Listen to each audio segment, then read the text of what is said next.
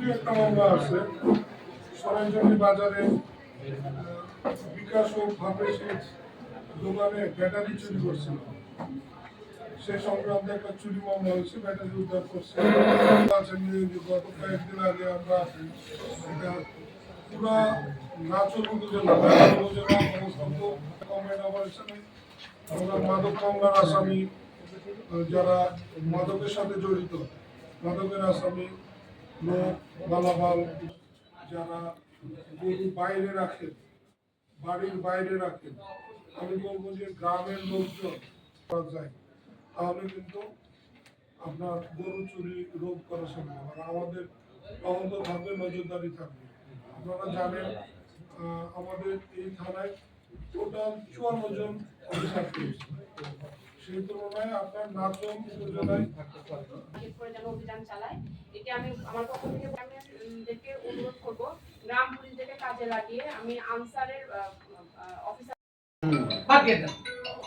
Watt নিজের বাপের টাকা দেখাবে খায়, আর যারা বানাবে তারা আপনার বড় লোক।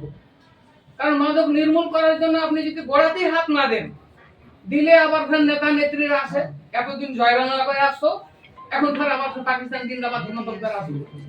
ভাই আমিনুল হাজির হবে, নাহলে কোনো নেতা রেফারেন্স আপনাকে ফোন দিবে, ইউনোকে ফোন দিবে, এটা আমরা দলের নেতা।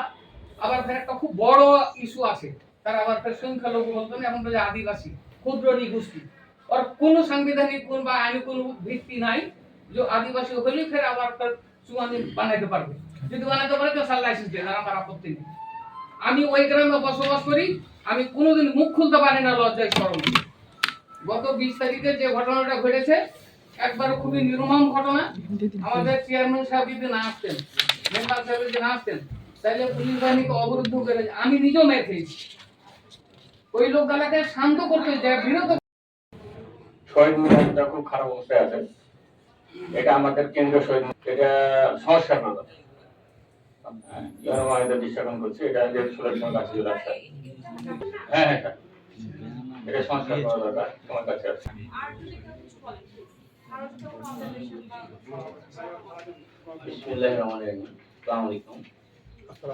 আজকে আমাদের দেখছি যে কোনো ইমাম উপস্থিত নেই, বাল্যবিহীন আসল থেকে আজ 15 দিন থেকে কৃষক যে হারে কষ্ট হচ্ছে, এটা মানে অমানবিক এক কথায়। এখন কৃষক যদি ভালো না থাকে আমরা কেউ ভালো থাকবো না, এটা হচ্ছে চরম বাস্তব। আমাদের নাচল উপজেলায় এই মাসে কিন্তু 1045 বস্তা সার বরাদ্দ হয়েছে। এই সার যদি সুষ্ঠুভাবে বন্টন হতো তাহলে এত সংকট মনে হয় তৈরি হতো। এখন মূল বিষয়টা হচ্ছে যে আমরা কৃষি অফিসার উপজেলা প্রশাসনকে বারবার বলার পরও তারা এখন পর্যন্ত একটি ভ্রাম্যমাণ আদালত বা কোনো অভিযান আমাদের কিন্তু চোখে পড়েনি। অথচ কৃষক শীতের রাতে 4টার দিকে এসে লাইন হচ্ছে, একদিন লাইন ধরে সার পাচ্ছে না, পরের দিন এসে সে সার পাচ্ছে না। তাহলে এই ভোগান্তিটি যদি মানে উপজেলা প্রশাসন বা কৃষি অফিসার না দেখে তাহলে দেখবে। আর আরেকটা বিষয় হচ্ছে যে আমরা কিছু তথ্য দেওয়ার পরও তারা কোনো প্রয়োজনীয় ব্যবস্থা নিচ্ছে না। তাহলে আমরা কি ভাববো, তারা কি ঘটনার সাথে ইনভলভ আছে না মানে তাদেরকে আরো উৎসাহ দিচ্ছে? এই যে বাজার যে সিন্ডিকেট গুলো, এই সারটা তো আমাদের সর্বোচ্চ বরাদ্দ হয়ে মাসে না করে দিয়েছে, তাহলে কেন সংকট হবে? এই যে বিসিএসসি যারা ডিলার সার দিচ্ছে, তারা 1 বস্তা সার দিচ্ছে প্লাস আরো 2 বস্তা জুড়ে দিচ্ছে। এখন একজন গরিব মানুষের 1টা বস্তার দরকার, 3টা বস্তার দরকার নেই, তো সে কেন নেবে? তো এইটাই যে অতিরিক্ত তাকে ধরাই দিচ্ছে। প্লাস হচ্ছে যে খুচরা ব্যবসায়ী, তাদের কিন্তু এই সিজনে এই সার বিক্রি করার কোনো এখতিয়ার নাই, অথচ প্রশাসনের নাকের ডোকায় তারা সার বিক্রি করছে। আপনার বিসিএসসি ডিলারের দোকানে যে সার পাওয়া যাচ্ছে না, আপনার লিগ্যাল দ্বারা, অথচ খুচরা ব্যবসায়ীর ওখানে যে 2500-2600 টাকায় সার বিক্রি হচ্ছে। এইগুলো দেখার তো মানে কেন দেখছে না বিষয়টা, মানে এইগুলো অভিযানও হচ্ছে না, প্লাস কোনো ব্যবস্থা নিচ্ছে না।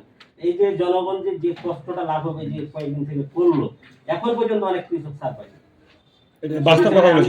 আমি বিষয়টা